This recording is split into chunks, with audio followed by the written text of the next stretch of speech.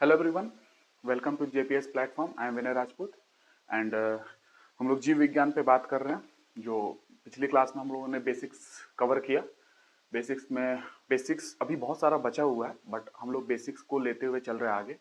तो बेसिक्स में हम लोगों ने क्या क्या कवर किया, उससे पहले जो भी हम लोगों ने कवर किया है, जो पिछली क्लासेस में हम लोगों ने कवर किया है, वो आप ध्यान से पढ़े उसको। जो भी मैंने बताया है, बिकॉज वो बहुत इंपॉर्टेंट है एग्जाम पॉइंट ऑफ व्यू से। मैं उतना ही बता रहा हूँ जितना आपको एग्जाम में हेल्पफुल होगा, जितना आपको एग्जाम में काम आए, है ना। जो एग्जाम में क्वेश्चंस आते हैं उसी के हिसाब से बता रहा हूँ। कहीं कहीं हिस्ट्री में भी कुछ पोर्शन है, जैसे बायो का मैंने चरक का नाम लिया और सुश्रुत का नाम लिया, तो ऐसे कुछ पोर्शंस हैं जो हिस्ट्री में भी जाते हैं। बट मैं हिस्ट्री का पोर्शन उतना कवर नहीं कर रहा हूँ। जितना हो सकता है बायो को पकड़े हुए हूँ और बायो को ही मैं कवर करने की कोशिश कर रहा हूँ, ठीक है। तो मैंने पिछली क्लास में बायो में एरिस्टोटल के बारे में, अरस्तु के बारे में बात किया। उसके बाद मैंने थियोफेस्टस की बात की थी। थियोफेस्टस की पूरी स्टडीज मैंने बताई थी, अरस्तु की स्टडीज बताई थी। उसके बाद गैलन की बात की थी, फर्स्ट फार्मासिस्ट हैं। प्लिनी की बात की थी, प्रथम औषधिवेत्ता है।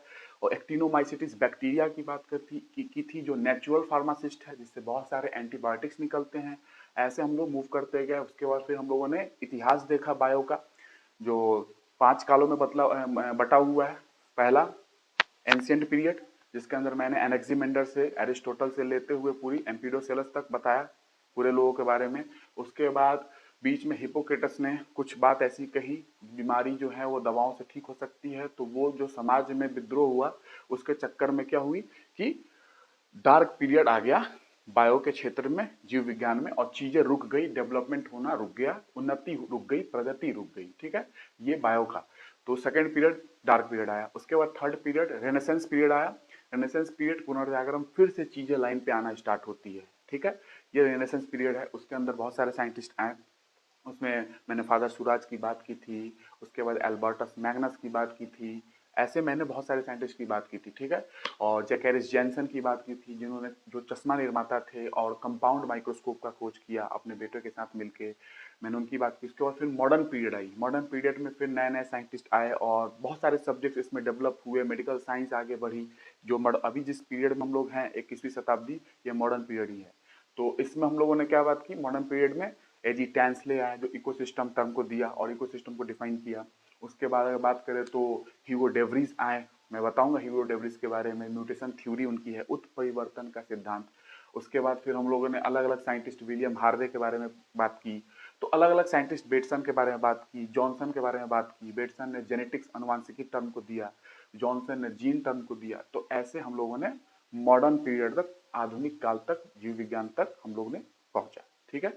तो ये नॉर्मल था। उसके बाद हमने बताया कि आपको जो मैंने बात की बायोलॉजी की प्रगति, वो तो मैंने वर्ल्ड वाइड बात की, क्यों फॉरेन में क्या क्या लोगों ने किया, इंडिया में किसने क्या किया। तो फिर मैंने वेदों का जिक्र किया कि वेद में प्राचीनतम ज्ञान का स्रोत हमारा वेद ही है, ठीक है। लेकिन हाँ, उसमें क्रमबद्ध ज्ञान तो नहीं मिलता, लेकिन हमें इतना जरूर पता चलता है कि बहुत सारे एनिमल्स और प्लांट्स का जिक्र वेदों में और उपनिषदों में किया गया है, ठीक है। और 740 प्लांट्स, 250 एनिमल्स के लगभग उसमें जिक्र है। ये वेदों से मिलता है। उसके बाद उपनिषद में बात करें तो छंदोग्य उपनिषद की बात की मैंने। छंदोग्य उपनिषद ओल्डेस्ट उपनिषद है और उसके अंदर oldest classification of animals, animals की ओल्डेस्ट क्लासिफिकेशन की बात की जाती है। सबसे प्राचीनतम वर्गीकरण जंतुओं का वो छंदोग्य उपनिषद में मिला। उसमें हमने जीवज, अंडज, उद्भिज की बात की। जीवज वो थे जो बच्चे देते हैं डायरेक्ट, अंडज वो थे जो अंडे देते हैं, और उद्भिज वो थे जो छोटे मोटे कीड़े मकोड़े, जो माइक्रो ऑर्गेनिजम्स होते हैं, सूक्ष्म जीव होते हैं, उनकी बात की मैंने। उसके बाद छंदोग्य उपनिषद के बाद हम लोगों ने उसमें फिर हम लोग गए, सुश्रुत की बात की हम लोगों ने। तो ऐसे तैत्तिरीय उपनिषद की बात की। तैत्तिरीय उपनिषद में ये पता चला कि जो जीवन की उत्पत्ति है वो स्पेस में, अंतरिक्ष में हुई है। उसी चीज को बाद में फॉरेन के साइंटिस्ट अर्हीनियस ने 2000 से 2200 साल बाद सेम बात कहा कि हाँ, जीवन की उत्पत्ति ब्रह्मांड में हुई है, ब्रह्मांडीय सिद्धांत दिया, कॉस्मोजोइक थ्योरी दी, ठीक है। ये नॉर्मल हम लोग मूव करते हैं। अब मैंने इंडियन कॉन्टेक्स्ट में बताना, भारत के संदर्भ में बताना स्टार्ट किया था, और भारत के संदर्भ में मैंने सुश्रुत के बारे में बताया था। तो जो भी मैंने सुश्रुत के बारे में बताया है उसको हम लोग फिर से देख लेंगे, क्योंकि मैंने लिखा नहीं था उनकी सर्जरी के बारे में। तो चरक से मैं स्टार्ट करता हूँ, चरक। उसके बाद फिर सुश्रुत देख लेंगे, सुश्रुत के बाद आगे हम लोग मूव करते रहेंगे। तो चरक, चरक के बारे में आप जानते होंगे, उन्होंने एक बुक लिखी है चरक संहिता। और आपको पहले ये समझना जरूरी है कि चरक एक पर्सन का नाम है या बहुत सारे लोगों का नाम चरक रखा गया है ना। क्योंकि चरक की बात करोगे तो मेडिसिन मैन ऑफ इंडिया के जाने जाते हैं, मेडिसिन मैन ऑफ इंडिया। उसके बाद उनका जो जीवन काल है वो 6 century to 2nd century BC के आसपास में है। ठीक है, 6 to 7, क्योंकि एग्जैक्ट है 6 to 2nd, क्योंकि एग्जैक्ट डेट मिलता नहीं है अपने को, एग्जैक्ट डेट नहीं मिलता है कि इनका जन्म कब हुआ। तो शायद ये भी हो सकता है कि चरक जो है वो ग्रुप ऑफ पीपुल्स को बोला जाता हो, बहुत सारे लोग को बोला जाता हो, और वो सारे लोगों को जो चिकित्सक थे उनको मिला के चरक नाम रखा गया। बिकॉज एग्जैक्ट डेट नहीं मिलती है, एग्जैक्ट काल नहीं मिलता है, एग्जैक्ट समय नहीं मिलता है। आपको कभी पता चलेगा कि 6 सेंचुरी बीसी में है, कभी पता चलेगा 7th में है, कभी 6th में है, कभी 5th में है। ऐसे 6 to 2 सेंचुरी बीसी में इनका काल रखा गया है कि हाँ इस काल में ये थे। तो ऐसा ये माना जाता है, और it may be a chance, और it may be possible that कि जो चरक आप बोलते हो वो एक पर्सन ना हो। आमतौर पे आप पढ़ते हो एक person, but it may be a possible हो सकती है कि वो एक पर्सन ना हो, ग्रुप ऑफ फिजिशियंस हो, ग्रुप ऑफ जो चिकित्सकों का ग्रुप हो जो मूव करते हो। बिकॉज चरक का मतलब आप अगर समझोगे तो चरक का लिटरल मीनिंग होता है वांडरिंग फिजिशियन। वांडरिंग फिजिशियन मतलब, वांडरिंग फिजिशियन का मतलब क्या होता है? भ्रमण करने वाले चिकित्सक, भ्रमण करते हो वैसा चिकित्सक। तो इस चरक का मतलब है, आप सोचो, मतलब से समझ में आ रहा होगा। चरक, चरक, चरक। तो चरक ने चरक संहिता लिखा जो आप जानते हो, लेकिन मैं इसमें अभी ऐड करूंगा चरक संहिता।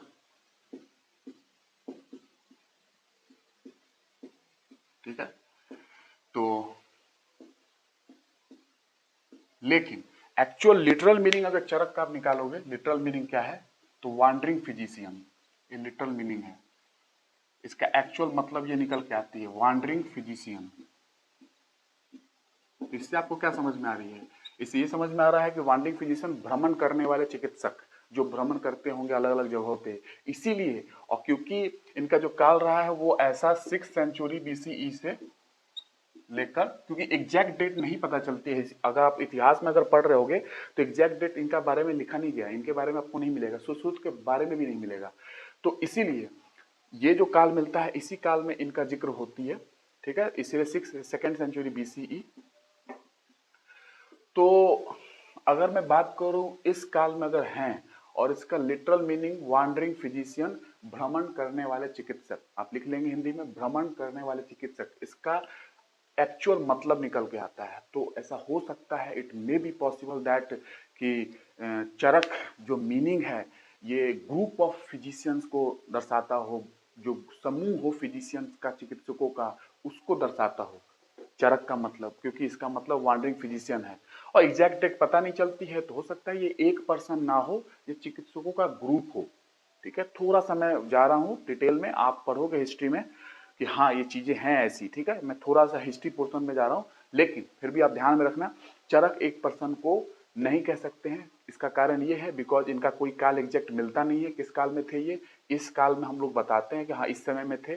चरक का लिटरल मीनिंग क्या होती है? वो वांडरिंग फिजिशियन। वांडरिंग फिजिशियन का मतलब भ्रमण करने वाले चिकित्सक, वो चिकित्सक जो भ्रमण कर रहे हैं। ठीक है, यहाँ से वहाँ भ्रमण कर रहे हैं, और ये काल है। इसीलिए there may be a possibility that Charak is not a single person, it is a group of physicians which are going to wandering from here to there, here to there. ठीक है, यहाँ से वहाँ वो वांडरिंग करते होंगे, मूव करते होंगे यहाँ से वहाँ। ये इसका मतलब है चरक का मतलब।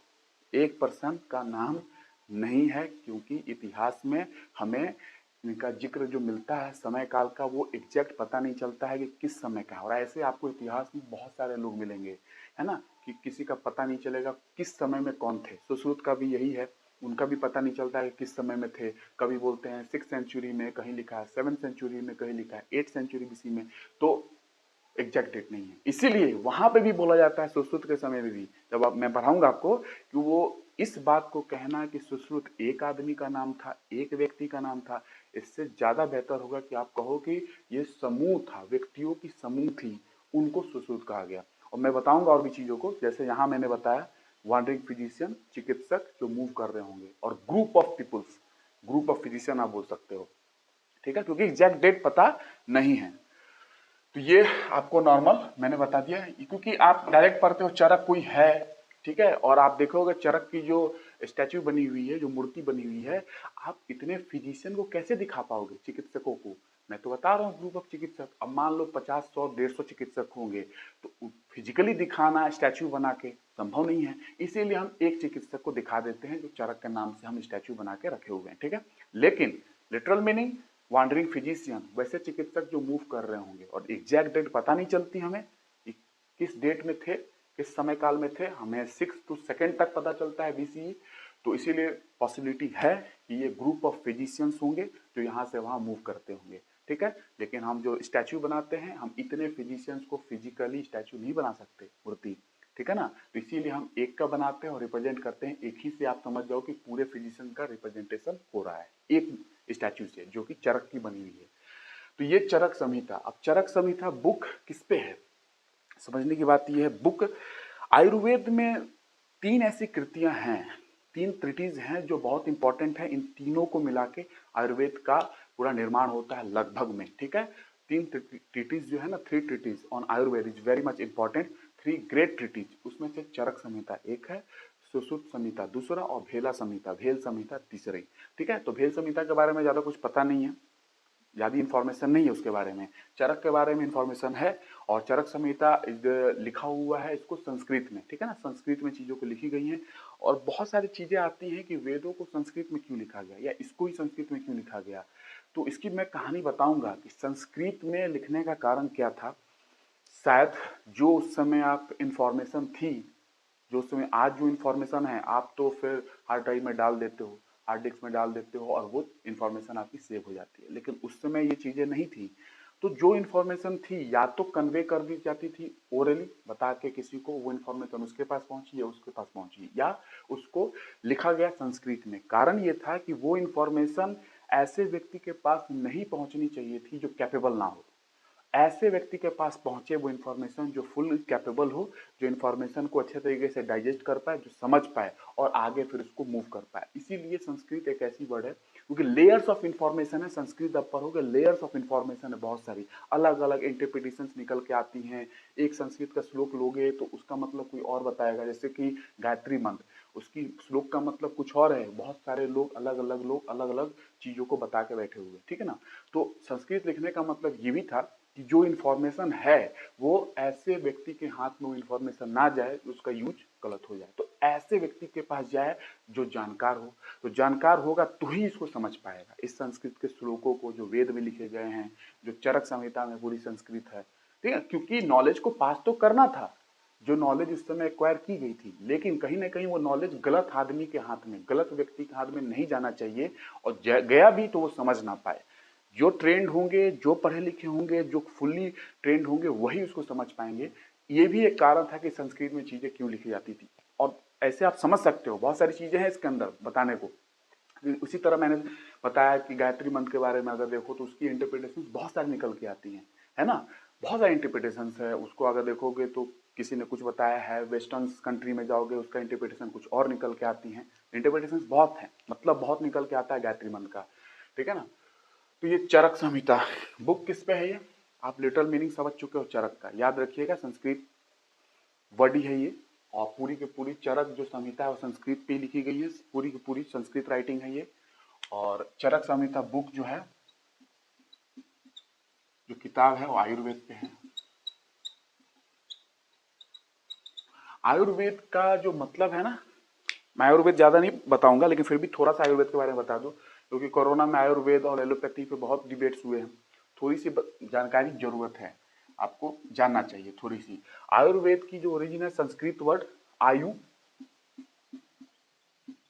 कहीं यू लिखते हैं कहीं एच भी लिख देते हैं, आयु, आयु का मतलब होता है लाइफ, और वेदा आपको पता होगा वेद का मतलब क्या होता है, वेद का मतलब होता है, वेदा का मतलब होता है नॉलेज, ज्ञान, ठीक है। ये आयुर्वेद, मैं थोड़ा आयुर्वेद के बारे में आपको बता दूं, संस्कृत वर्ड आयु, लाइफ, वेदा, नॉलेज, तो मतलब समझ में आ रही है आपको लिटरली क्या मतलब हो सकता है, नॉलेज ऑफ लाइफ, तो कहीं ना कहीं लाइफ साइंस ही हो गई ना, बायो ही हो गया एक तरीके से, जो भी जीव विज्ञान में पढ़ा रहा था, बायोस लोगस, बायोस का मतलब लाइफ, लोगस का मतलब स्टडी, स्टडी ऑफ लाइफ, सीधा यही समझ में आ रही है ना कि नॉलेज ऑफ लाइफ जीव विज्ञान ही है एक तरीके से, बट आयुर्वेदिक ऐसे आयुर्वेदा से डिफाइन की जाती है। तो नॉलेज ऑफ लाइफ मतलब क्या निकला, नॉलेज। और साइंस, साइंटिया वर्ड से मैंने बताया था, और साइंटिया का मतलब नॉलेज ही होता है, तो कहीं ना कहीं साइंस ही आ रही है पूरी चीज, मतलब समझ के वही आ रहा है, मतलब सेम समझ में आ रही है कि हाँ साइंस ही है ये, नॉलेज का मतलब साइंस ही होती है। तो नॉलेज ऑफ लाइफ, लाइफ की नॉलेज। और in totality we mean that the science of life, मतलब अगर आप पूरे रूप में बात करो कि हाँ मतलब क्या है आयुर्वेदा का, तो आप ऐसा बोल सकते हो कि आयुर्वेदा का मतलब वही है जो बायोलॉजी का मतलब है, साइंस ऑफ लाइफ। ठीक है, तो नॉलेज ऑफ लाइफ, ये इसका मतलब निकल के है आयुर्वेदा। आयुर्वेदा उपवेद है ऋग्वेदा का, आयुर्वेदा उपवेद है ऋग्वेद का, आप ध्यान रखिएगा। आयुर्वेदा उपवेद है, उपवेदा ऑफ, उपवेद ऑफ, उपवेद होते हैं ना ऋग्वेदा, उपवेद। तो आयुर्वेदा उपवेद है ऋग्वेद का। और आयुर्वेद की ओरिजिन जो मानी जाती है, अगर वेस्टर्न स्कॉलर्स की बात कहूं, जो वेस्टर्न स्कॉलर्स थे वहां से कुछ और चीज निकल के आती है कि आयुर्वेद कहाँ है कैसे है। जैसे अथर्ववेद में आती है कि आयुर्वेद की ओरिजिन अथर्ववेद से है ना। तो और भी लोगों ने बताया है कि आयुर्वेद की ओरिजिन कहाँ कहाँ से है, बट अथर्ववेद इसका माना जाता है ओरिजिन। और उपवेदा ऑफ ऋग्वेद आयुर्वेदा, आयुर्वेदा जो है वो उपवेदा है ऋग्वेद की, ऋग्वेद की उपवेदा है, आप हिस्ट्री में पढ़े होंगे। और ओरिजिन अथर्ववेद, अथर्ववेद। अथर्ववेद मतलब आपको पता होगा आयुर्वेदा मेडिसिन से रिलेटेड है, मेडिसिन से, सर्जरी नहीं, मेडिसिन की बात करता है। ठीक है, और कॉजेशंस की बात करता है। कॉजेशंस का मतलब होता है कि कोई बीमारी है क्यों, तो इसका परिणाम क्या होगा। बीमारी cause effect, cause effect relationship होते हैं ना, कारण और परिणाम का प्रभाव, इनकी बारे में बात करता है आयुर्वेदा। मेडिसिन के बारे में बात करता है। और अथर्ववेद से लिंक क्या निकलती है कि Atharvaveda magical charms and spells की बात करती है, काला जादू, कुछ जादू टोने से बीमारियों को ठीक करने की बात करती है। तो कहीं ना कहीं बीमारियां आ गई, कहीं ना कहीं डिजीज आ गया, कहीं ना कहीं मेडिसिन की बात आ रही है अथर्ववेदा में। तो आयुर्वेदा की ओरिजिन अथर्ववेदा से मानी जाती है। और आयुर्वेदा उपवेदा है ऋग्वेदा का, ये आप याद रखोगे, आयुर्वेदा उपवेद है ऋग्वेदा का। और यजुर्वेद का अगर उपवेद पूछूं तो क्या होगा, यजुर्वेद का उपवेद पूछूं तो क्या होगा, अगर आपको यजुर्वेद का पूछ लिया जाए तो धनुर्वेदा, धनुर्विद्या होती है ना, आर्चरी, आर्चरी, धनुर्वेदा वो है उपवेदा यजुर्वेद का। ठीक है, ऐसे आपको याद रखना है। और भी उपवेदा होती हैं, अलग अलग वेद का, सामवेद का भी है, सामवेद का पता होगा आपको, उपवेदा याद रखिएगा। ठीक है, हिस्ट्री की क्लास नहीं है वैसे, सामवेद का भी उपवेदा है। तो अगर मैं यजुर्वेदा का, जैसे मैंने बताया धनुर्वेदा, साइंस ऑफ वारफेयर, आर्चरी है ना, धनुष विद्या जो होती है, तो वो भी उपवेदा है किसका, यजुर्वेद का। याद रखिएगा, यजुर्वेद में आपको पता है यजुर्वेद चीजें क्या है, तो यजुर्वेद में आपको मैथमेटिक्स एस्ट्रोनॉमी रिलेटेड चीजें हैं, उसमें मैथमेटिक्स एस्ट्रोनॉमी से रिलेटेड, खगोल विज्ञान से रिलेटेड सारी चीजें यजुर्वेदा में है। और भी चीजें हैं वो अगर पता होगा तो वो हिस्ट्री की क्लास में है, नॉर्मल में बात कर रहा हूँ। और उसके बाद मैंने क्या बताया आपको कि मैंने बता दिया कि चरक संहिता ओरिजिन कहाँ से है, आयुर्वेद पे बुक है ये, और आयुर्वेद पे बुक है, आयुर्वेद की ओरिजिन कहाँ से है, अथर्ववेदा से। आयुर्वेद का मतलब आयु, आयु मीन्स लाइफ, वेदा मतलब नॉलेज, नॉलेज ऑफ लाइफ, या आप टोटालिटी में अगर बात करना हो कि संपूर्ण रूप से क्या इसका मतलब है, तो साइंस ऑफ लाइफ, जैसे कि बायोलॉजी मैंने बताया था, सेम चीज समझ में आ रही है। उसके बाद मैंने बताया कि आयुर्वेदा जो है वो उपवेदा है ऋग्वेदा का, ऋग्वेदा का हर वेद के उपवेद हैं। ठीक है, तो आयुर्वेदा का ये उपवेदा है, ऋग्वेदा का उपवेदा है आयुर्वेद। ठीक है, उसके बाद आयुर्वेद का आपको समझ में आ गई। अब आयुर्वेद में अगर बात करूं चरक संहिता, तो चरक संहिता में आपको मैंने बता चुका है, चरक एक पर्सन का नाम नहीं है अगर नॉर्मली, क्योंकि इसका टाइम जो है ना, समय काल पता नहीं चलता कि किस समय में थे ये। और चरक का मतलब मैंने बता दिया कि वांडरिंग फिजिशियन, भ्रमण करने वाले चिकित्सक। तो ये ग्रुप ऑफ पर्सन हो सकते हैं, ग्रुप ऑफ पीपुल हो सकते हैं जो यहाँ से वहां वांडर करते होंगे, वांडरिंग करते होंगे, मूव करते होंगे, है ना, अलग एक प्लेस से दूसरे प्लेस में, एक स्थान से दूसरे स्थान में मूव करते होंगे। तो ये इसका मतलब है। आमतौर पर लोग चरक एक ही आदमी को समझ लेते हैं, बट ऐसा नहीं है।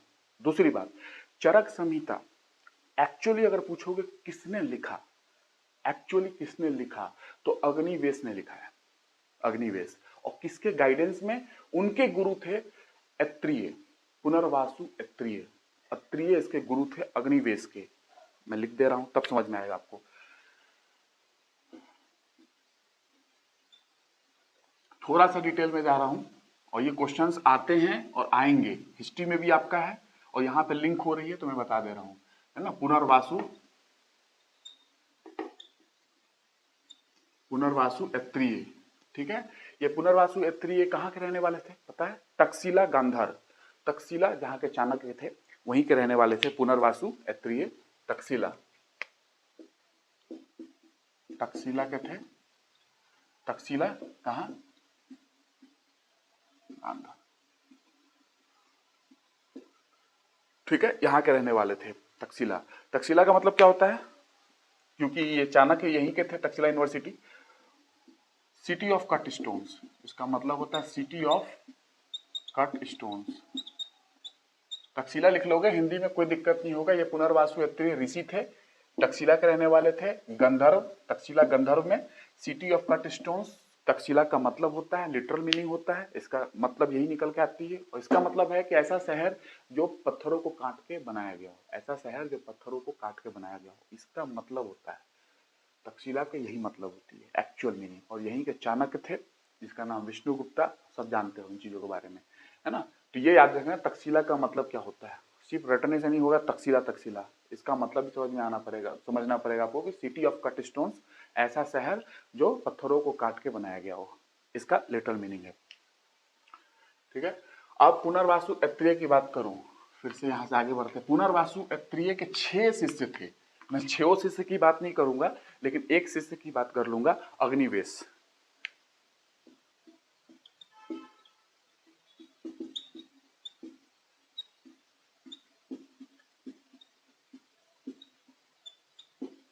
ठीक है, अग्निवेश। इन्होंने, इनके गाइडेंस में, अपने गुरु के गाइडेंस में, इनके 6 डिसिपल्स थे, 6 डिसिपल्स, शिष्य जो बोलते हैं ना, डिसिपल्स, शिष्य ऐत्रेय के। इनमें से एक जो शिष्य थे वो अग्निवेश थे, और इन्होंने ही चरक संहिता एक्चुअली लिखी थी। चरक संहिता, चरक तंत्र, अग्निवेश जो है अग्निवेश तंत्र को लिखा था। अग्निवेश ने अग्निवेश तंत्र को लिखा था, और उसके बाद यहां से मॉडिफाई हुआ है अग्निवेश तंत्र, या संहिता भी लिखा जाता है। अग्निवेश तंत्र हिंदी में लिख लेंगे, अग्निवेश तंत्र।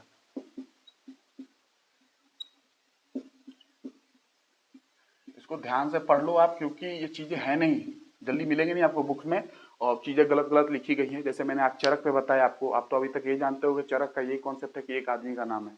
मैंने आपको चीजें बताई, आप यूपीएससी की तैयारी कर रहे हो या पीएससी की कर रहे हो, ये अंडरस्टैंडिंग चाहिए आपको, इसलिए मैं बता रहा हूँ। एसएससी में तो मैं यही बताता अगर मैं पढ़ाता तो, कि हाँ चरक एक पर्सन का नाम है, उन्होंने एक चरक संहिता बुक लिखी है जो कि आयुर्वेद पे बुक है। आयुर्वेद की ओरिजिन अथर्ववेद से है, और आयुर्वेद है उपवेदा ऋग्वेद का, अगर ज्यादा में जाता तो। लेकिन आपको अंडरस्टैंडिंग चाहिए, हिस्ट्री भी पढ़नी है ना, इसीलिए। वैसे भी हिस्ट्री में आपको पढ़ना है कुछ अचीवर्स, एंशिएंट इंडिया के अचीवर्स जो हैं, जो फेमस पर्सनालिटी हैं, उनके बारे में पढ़ना ही आपको, तो इसलिए मैंने इनके बारे में थोड़ा सा बता दिया। अग्निवेश तंत्र, अग्निवेश तंत्र को बाद में इसी को मॉडिफाई करते हैं चरक, अगर आप एक आदमी का नाम लेते हो तो। लेकिन मैंने बताया कि group of peoples, wandering peoples, भ्रमण करने वाले चिकित्सक, उन सब ने मिलकर कहीं ना कहीं अग्निवेश तंत्र को मॉडिफाई किया और नाम पड़ा चरक संहिता। यहां से नाम मॉडिफिकेशन के बाद पड़ती है चरक संहिता। चरक का मतलब मैंने बताया था क्या है, लिटरल मीनिंग क्या है।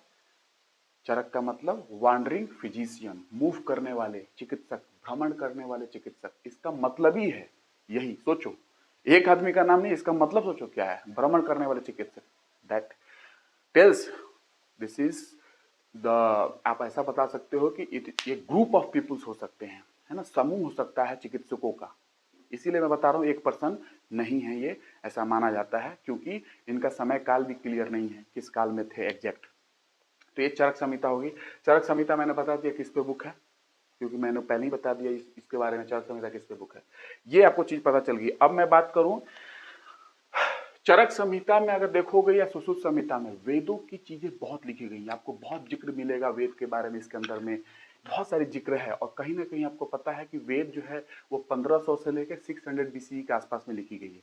लेकिन कहीं ना कहीं डिबेट है इसको बात को भी लेके, और कंट्रोवर्सी रहती है वेद को लेके कि क्या वेद इंडस वैली सिविलाइजेशन में ही था, क्या उससे पहले था, या उसके बाद था। इंडस वैली सिविलाइजेशन सिंधु घाटी सभ्यता से पहले या सिंधु घाटी सभ्यता के बाद था। ये डिबेट्स रहती हैं, लेकिन कहीं ना कहीं इन डिबेट्स को, ये जो प्रॉब्लम्स हैं कि कब था वेद का काल, है ना, ये डिबेट्स है हिस्ट्री में। कहीं ना कहीं आप अगर चरक संहिता देखते हो, सुश्रुत संहिता देखते हो, भेला संहिता देखते हो, जो कि तीनों के तीनों संहिता जो है वो आयुर्वेद की ग्रेट ट्रीटीज हैं। ग्रेट ट्रीटीज का मतलब कृतियां हैं आयुर्वेद की 3 इंपॉर्टेंट, इन्हीं से पूरा आयुर्वेद का आपको नॉलेज मिलेगा। तो इनमें जिक्र है इन चीजों के बारे में, वेदों के बारे में बहुत जिक्र है। तो आपको कहीं ना कहीं वेद का इंफॉर्मेशन यहाँ से भी निकल के आता है। आपको कई सारी देवताओं के बारे में इसमें जिक्र है, इंद्र के बारे में जिक्र है। आपको अगर मैं बात करूँ तो इंद्र के बारे में बहुत सारे जिक्र है इसमें कि इंद्र ने कैसे, आपको पता है ऋग्वेद में इंद्र के बारे में सबसे ज्यादा हाइम्स लिखे गए हैं, दोहे वगैरह लिखे गए हैं। तो ये आपको यहाँ से भी जानकारियां मिलती है कि हाँ, आप आकलन लगा सकते हो कि वेद कब लिखे गए होंगे। तो 1500 से 600 बीसी के आसपास जो आप पढ़ते हो ना, वो अभी तक पता नहीं है, डिबेट है उस पर कि इंडस वैली सिविलाइजेशन से पहले के काल में थे वो लोग। ये डिबेट हमेशा है, कंट्रोवर्सी है, या इंडस वैली सिविलाइजेशन के समय ही था वेद का निर्माण, या उसके बाद है, इंडस वैली सिविलाइजेशन के बाद, सिंधु घाटी सभ्यता के बाद। लेकिन आपको थोड़ी सी इंफॉर्मेशन अलग टेक्स्ट बुक से, अलग किताबों से मिलती है, जो कि चरक संहिता है। इसमें वेदों का जिक्र है, बहुत सारे वेदों का जिक्र है इसके अंदर, और इसमें कई सारी देवताओं का जिक्र है, इसमें जिक्र मिलती है। सुश्रुत संहिता में देवताओं का जिक्र मिलता है। ये सब चीजें हैं, यहाँ से आपको कहीं ना कहीं एक एक इंसाइट मिलती है कि हाँ, कहीं ना कहीं वेद इस समय ही बने होंगे जो हम लोग पढ़ते हैं, पढ़ते हो ना 1500 से 600 बीसी। तो ये चीजें हैं। अदरवाइज डिबेट तो है कि किस काल में वेद की, जो वेद आई है ना, वो किस काल में है। ये डिबेट अभी भी है, कंट्रोवर्सी है। ठीक है, तो ये अग्निवेशा मैंने बता दिया, अग्निवेश तंत्र, इसको मॉडिफाइड किया चरक ने, और चरक संहिता। आपको चरक आगे एक पर्सन का नाम ले लो, अभी उसके हिसाब से समझो, लेकिन जो मैंने समझाया है वो ध्यान रखना। चरक ने मॉडिफाइड किया, चरक संहिता बनी, जो कि बुक आयुर्वेद पे है।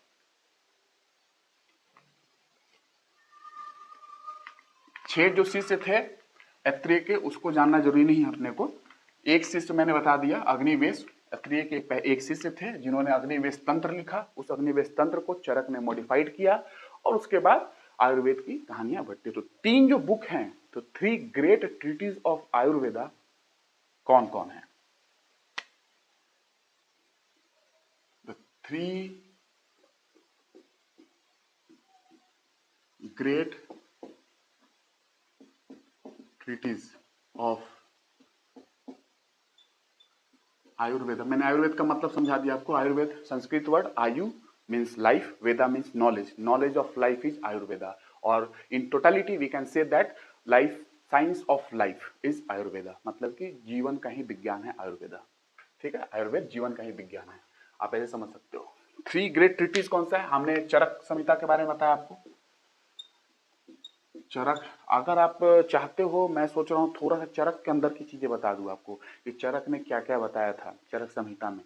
थोड़ी जो अंदर की चीजें हैं, जो काम की चीजें हैं, जैसे कि 360 हड्डियों को बताया था उसमें, है ना, दांतों को जोड़ के, पूरी दांत और पूरे अंदर की जो पार्ट है उसको मिलाकर 360 हड्डियां। अगर आपकी एक दांत टूट जाती है तो आपके अंदर एक हड्डी कम हो जाती है, अकॉर्डिंग टू चरक।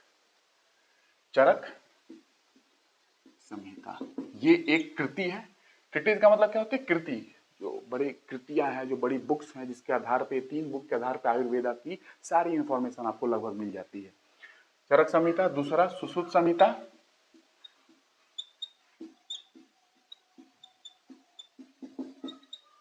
तीसरा भेला संहिता। इसके बारे में ज्यादा इंफॉर्मेशन है नहीं,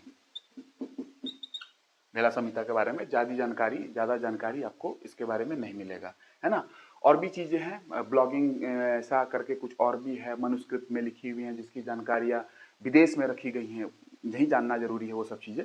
बट ये 3 ऐसी किताबें हैं, 3 ऐसी कृतियां हैं जो आयुर्वेद पे चीजें हैं। ये पूरी पूरी आयुर्वेद के बारे में पूरी जानकारी इस 3 किताब से आपको लगभग मिल जाती है ना। तो ये 3 बड़ी कृतियां हैं आयुर्वेद पे, 3 बड़ी कृतियां हैं आयुर्वेद पे, ये आप ध्यान रखेंगे। उसके बाद चरक ने किस चीज के बारे में बताया था? इन्होंने डिटेल स्टडी किया किस पे? ह्यूमन बॉडी का। इस चरक संहिता में डिटेल स्टडी ह्यूमन बॉडी का, ऑर्गन्स के बारे में डिटेल स्टडी है, कॉजेशंस के बारे में। कॉजेशंस का मतलब कि क्या कारण इस बीमारी का और इसका प्रभाव, कॉज एंड इफेक्ट, क्या कारण इस बीमारी का और इस बीमारी का प्रभाव बॉडी पे, शरीर पे। ये दूसरा। तीसरा मेडिसिन की बात करती है, मल्टीपल डिजीज पे मेडिसिन क्या होनी चाहिए, भिन्न भिन्न बीमारियां हैं, अगर अलग अलग प्रकार की बीमारियां हैं तो उसकी मेडिसिन क्या होनी चाहिए, ये सारी चीज चरक संहिता में लिखी गई है, चरक संहिता में ये चीजें। तो ऐसी चीजों पे बात करता है, अगर एक बार में याद रखना हो, मेडिसिन पे बात करता है चरक, चरक संहिता मेडिसिन के ऊपर बुक है।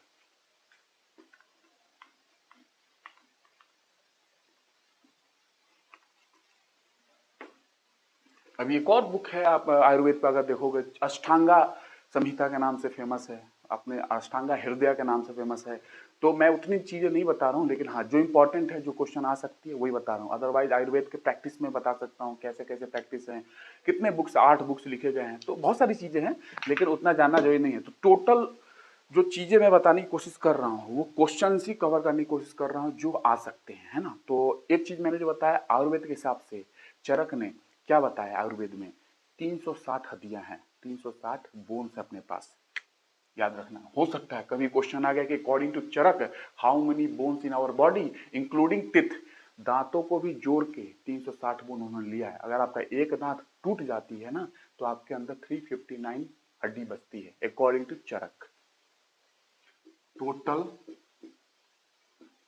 ये थोड़ी इंफॉर्मेशन आपको मिलेगी, क्योंकि ये नहीं मिलेगा हर जगह, आपको नहीं मिलेगा, लेकिन मे भी आयुर्वेद पे बहुत डिबेट चल रहे हैं आयुर्वेद की। आपने देखा कैसे कोरोना के समय कैसे आयुर्वेद एलोपैथी पे डिबेट है, तो कहीं ना कहीं, और आयुर्वेद को बहुत ही एक रिस्पेक्टफुल वे में देखा जाता है वर्ल्ड में, बिकॉज आयुर्वेद में ऐसी चीजें हैं जो काम की हैं और बहुत ही काम की हैं। और आयुर्वेद पे BAMS आपको पता है ना, bachelor in Ayurvedic medicine and sciences research होती है, उसमें डिग्री होती है उसमें। तो आयुर्वेद यस इफेक्टिव है, और एलोपैथी एक अलग चीज है, हर किसी फील्ड का अलग अलग एक वो होती है। एलोपैथी अलग है, आयुर्वेद का अलग कॉन्सेप्ट है, होम्योपैथी का अलग कॉन्सेप्ट है। बट यस आयुर्वेद आज भी वर्ल्ड में एक रिस्पेक्टफुल वे में देखी जाती है, एक आदर भाव से देखा जाता है आयुर्वेद को। और क्योंकि उसके अंदर चीजें हैं, बहुत ही काम की चीजें हैं, बहुत इफेक्टिव चीजें आयुर्वेद में। ये बोलना कि एलोपैथी ही सब चीज है, नहीं, ऐसा कुछ नहीं है। आयुर्वेद में भी बहुत सारी काम की चीजें हैं, होम्योपैथी में भी बहुत सारे काम की चीजें हैं। एलोपैथी यस, ये मेडिकल साइंस एलोपैथी है, ये डेवलप हुई है, ज़्यादा विकसित हो गई इस 100 साल 150 साल के दौरान, जो पिछली शताब्दी थी और ये शताब्दी में डेफिनेटली। लेकिन हाँ आयुर्वेद पे काम अब स्टार्ट हुआ है, और बहुत जगह सरकार, आयुष मंत्रालय, आपको पता है आयुर्वेद, योगा, यूनानी, सिद्ध, होम्योपैथी रिलेटेड चीज़ें हैं। तो कहीं ना कहीं सरकार भी समझ रही है कि हाँ आयुर्वेद को आगे बढ़ाना जरूरी है। तो कहीं ना कहीं मेडिकल्स के जो क्या कहते हैं कॉलेजेस होते हैं, वहाँ पे आयुर्वेदिक चीज़ों को ध्यान दिया जा रहा है कि हाँ उस पर क्या इंफ्रास्ट्रक्चर होनी चाहिए। आयुर्वेदिक, अगर आपको बच्चों को अगर आयुर्वेदिक डिग्री देनी है BAMS की, तो इंफ्रास्ट्रक्चर की रिक्वायरमेंट है, वो कमी थी भारत में, पहले उतना इंफ्रास्ट्रक्चर नहीं था। लेकिन हाँ जब से कोरोना आया है तो कहीं ना कहीं, और उससे पहले भी आयुर्वेदिक के जो डिग्री है उससे रिलेटेड जो इंफ्रास्ट्रक्चर होना चाहिए कॉलेजेस में, वो बनना स्टार्ट हो गई है और काम भी चल रही है, होना चाहिए। बिकॉज हर एक मेडिसिन जो ट्रेडिशन है उसका एक अपना अपना एक एडवांटेज होती है, अपना बेनिफिट्स होता है। हर मेडिसिन जो आप बात करोगे, एलोपैथी मेडिसिन हो, आयुर्वेदिक मेडिसिन हो, होम्योपैथी मेडिसिन हो, हर किसी का, यूनानी हो, हर किसी का एक अपना वे है चलने का। तो कोई खराब नहीं, कोई बुरा नहीं है, सब अपने आप में अच्छे हैं, ठीक है। Total bones in our body according to Charak, Charak Samhita के हिसाब से, according to Charak including teeth, including दांत को भी जोड़ लिया इनमें, 360 दांतों को भी जोड़ लिया गया है। तो टोटल बोन्स चरक संहिता के हिसाब से, चरक के हिसाब से, चरक को एक ही आदमी मान के चलो, जो मैंने बताया वो तो ध्यान में रखना ही क्या है वो, है ना, ग्रुप ऑफ पीपुल। तो 360 बोन्स हैं अपने पास, ठीक है। और उसमें मैंने बताया था कि डिटेल स्टडी ह्यूमन बॉडी के ऊपर, मेडिसिन के ऊपर, ऑर्गन्स के ऊपर, कॉजेशंस के ऊपर, कारण प्रभाव, किसी बीमारी का कारण क्या है, उसका प्रभाव क्या है, कॉज इफेक्ट रिलेशनशिप बोलते हैं ना, किस कारण प्रभाव का जो स्टडी होती है, अध्ययन होता है, तो किसी बीमारी का कारण क्या है, उसका प्रभाव, ये भी चीजें चरक संहिता में बताई गई हैं। ये याद रखिएगा, पॉसिबल है, आयुर्वेद पे बहुत काम चल रही है आजकल, क्वेश्चन उठ के आ सकते हैं, ठीक है। ये चीजें मिलेगी नहीं आपको विकिपीडिया पे, सब खोजने पे जल्दी चीजें मिलने वाली है नहीं। और मैं बता दूं, इसी चरक में, चरक संहिता में चरक ने बताया जो हार्ट होती है ना, दिल, दिल ये जो अगर बात करूँ कंट्रोलिंग सेंटर है, हमारी बॉडी का कंट्रोलिंग सेंटर है, ह्यूमन बॉडी का कंट्रोलिंग सेंटर है दिल। आप बोलोगे ये होता है, यस ये काम करती है। नर्वस सिस्टम हमारी ब्रेन जो है ये हमारे बॉडी के बहुत सारे पार्ट्स को कंट्रोल करती है, और कंट्रोल बहुत सारे क्या सारी पार्ट्स को ही कंट्रोल करती है न्यूरॉन्स के थ्रू, है ना। उसमें आपको पता चलेगी fore brain, hind brain, mid brain क्या है, स्पाइनल कॉर्ड क्या है, मैं सब पढ़ाऊंगा जब फिजियोलॉजी में आऊंगा। But according to Charak Samhita आप अगर हार्ट की बात करोगे तो heart acts as a pump, एक पंप की तरह है जो कि पूरे बॉडी में ब्लड को डिस्ट्रीब्यूट करता है ना, खून को, रक्त को पूरे बॉडी में भेजता है वो अलग अलग। ब्लड जाना जरूरी है बिकॉज ब्लड ही तो न्यूट्रिएंट्स कैरी करती है, ब्लड ही तो न्यूट्रिएंट्स, ऑक्सीजन, बहुत सारी चीजें हैं मैं बताऊंगा, एंजाइम्स, हार्मोन, सब तो ब्लड कैरी करती है। लेकिन ब्लड को ऊपर से नीचे यहाँ तक आना या नीचे तक जाना प्रेशर चाहिए, एक प्रेशर चाहिए पर्टिकुलर, एक सफिशिएंट अमाउंट ऑफ प्रेशर, ताकि वो ब्लड पूरी की पूरी बॉडी में मूव कर पाए। तो कहीं ना कहीं हार्ट का ये रोल है, हार्ट ही तो ये करता है, दिल ही तो है जो इतना पंप करता है। तो दिल जो है एक्ट करता है पंप की तरह, हार्ट जो है, हृदय जो है वो पंप की तरह काम करता है, ये ध्यान रखना जरूरी है। तो इसीलिए चरक संहिता में चरक ने ऐसा बोला है कि ये एक कंट्रोलिंग सेंटर है, जो हमारा दिल है ना, हार्ट जो है ना, हृदय जो है ना, वो कंट्रोलिंग सेंटर है ह्यूमन बॉडी का। मैं अकॉर्डिंग टू चरक बता रहा हूँ, चरक संहिता में जो आयुर्वेद की किताब है ना उसके हिसाब से बताने की कोशिश कर रहा हूँ, मैं बायो के हिसाब से नहीं बता रहा हूँ जो एलोपैथी में चीजें बताई जाती हैं। तो controlling controlling centre of our body कौन है? Heart. Heart is controlling centre of our body. Heart अपनी कंट्रोलिंग सेंटर है, यहीं से पूरी की पूरी ब्लड को डिस्ट्रीब्यूट करते हैं हम लोग पूरे बॉडी में। हार्ट पंप की तरह काम करता है, पंप करके पूरी बॉडी को प्रेशर के थ्रू ब्लड को डिस्ट्रीब्यूट करता है पूरे बॉडी में। और ये जो हार्ट है ना, हार्ट के अंदर आर्टरीज होती हैं, पाइप्स है, आर्टरीज हैं, आपको पता चलेगा वेंट्रिकल्स क्या होते हैं। हार्ट के अलावा बाहर 13 ऐसे मेजर चैनल हैं, ये सब चरक की बात कर रहा हूँ, चरक संहिता की। 13 ऐसे मेजर चैनल्स है, 13 मेजर चैनल्स है हार्ट के। अगर वहां बात करोगे तो 13 मेजर चैनल्स हैं। मेजर चैनल्स का मतलब रास्ता, पाइप नुमा स्ट्रक्चर, जैसे कि आर्टरीज वगैरह पढ़ते हो आप। 13 मेजर चैनल्स, प्रमुख चैनल्स हैं। अगर इन चैनलों में से किसी में भी एक में अगर ऑब्स्ट्रक्शन हुआ, किसी एक में, 13 में से किसी एक में अगर ऑब्स्ट्रक्शन हुआ, तो किसी 13 में से किसी एक में अगर कहीं रुकाव आ गया, कहीं कुछ प्रॉब्लम आ गया, जैसे बोलते ब्लड क्लॉटिंग हो गई पाइप के अंदर, आर्टरीज के अंदर, तो इस टाइप की चीज अगर हुई 13 में से किसी एक में, अकॉर्डिंग टू चरक संहिता, चरक ने जो लिखा है उसके हिसाब से, तो कहीं ना कहीं आपके अंदर बीमारियां स्टार्ट हो जाएंगी, प्रॉब्लम स्टार्ट हो जाएंगी। ये एक चीजें लिखी गई हैं अकॉर्डिंग टू चरक। ये याद रखिएगा कि 13 हैं, 13 मेन चैनल्स हैं, और इसी के हिसाब से चीजें चलती हैं बॉडी में। हार्ट के बाहर 13 ऐसे मेजर चैनल्स है, चैनल्स का मतलब रास्ता होता है, पाइप नुमा, है ना, उसमें ब्लड ही मूव करेगा, लिम्फ मूव करेगा, मैं बताऊंगा लिम्फ क्या है, ब्लड तो आप जानते होंगे, लिम्फ क्या है मैं बताऊंगा। तो आर्टरीज होती हैं, वीन्स होती हैं, कैपिलरी होते हैं, है ना, तो ये चीजों के बारे में बात करूंगा जब ब्लड पढ़ाऊंगा, और इसका हिंदी भी बताऊंगा। बट ऐसे 13 हैं हार्ट के बाहर, इनमें अगर कोई प्रॉब्लम होती है किसी एक में भी, तो आपको अगर ऑब्स्ट्रक्शन होती है, कहीं रुकाव आ गया, कहीं क्लॉट जम गया, ब्लड क्लॉट हो गई, कहीं कुछ फैट जम गया, ऐसा कुछ भी हो सकता है, तो प्रॉब्लम आ जाएगी आपके बॉडी में, ये ध्यान रखना है। ये अकॉर्डिंग टू चरक और चरक संहिता के हिसाब से। ये क्या है, आजकल क्वेश्चन आ सकते हैं इसलिए मैं थोड़ा सा बता दे रहा हूं, अदरवाइज बताते तो कोई नहीं इन चीजों के बारे में, है ना।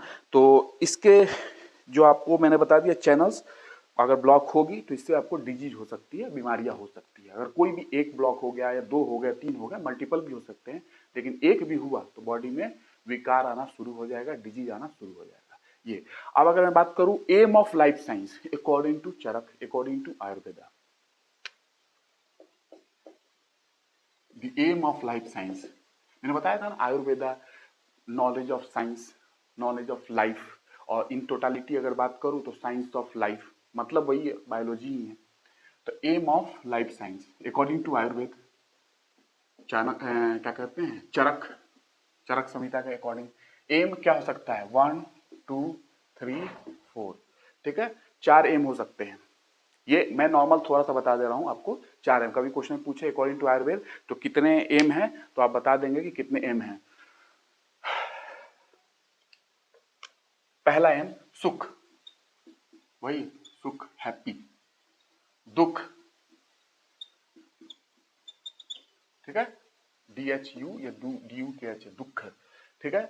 सुख हो गया, दुख हो गया, उसके बाद आपको क्या होते हैं, दो और होते हैं पीपुल, दो, एक तो जो आपकी बुराई वगैरह करते हैं और एक जो, तो ये 4 चीजें मेन एम जो बताई गई है ना, ये 4 मेन एम है। सुख, सुख मतलब आपको समझ में आ रहा है, हैप्पी लाइफ, लाइफ का एम है ना, अकॉर्डिंग टू चरक, है ना, according to Ayurveda, according to Charak संहिता।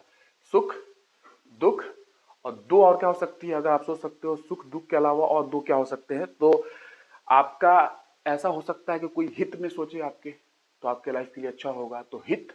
और एक ये भी हो सकता है कि बैड आपके बारे में कोई सोचे, बुरा सोचे, तो अहित। तो ये 4 चीजें बोली गई हैं। हित, हित मतलब गुड, अच्छा चीजें आपके हित में, और अहित, अहित मतलब आपका अहित कोई सोच रहा हो तो बैड, ठीक है। तो ये मेन एम है, aim of life science according to Ayurveda, according to Charak Samhita, ये चीज है अकॉर्डिंग टू चरक, ये है सुख दुख हित। हित का मतलब आप हित ऐसे लिख सकते हो, ठीक है, हित, हित, अहित, अहित मतलब कोई आपके लिए अच्छा नहीं हो रहा, अहित है, अच्छी चीज नहीं है, अहित। सुख दुख आप समझते हो, हैप्पी अनहैप्पी, हैप्पीनेस अनहैप्पीनेस, है ना। ये मेन एम है लाइफ साइंस का, यही आपके अंदर ये बात करती है आयुर्वेदा, है ना, चरक संहिता है।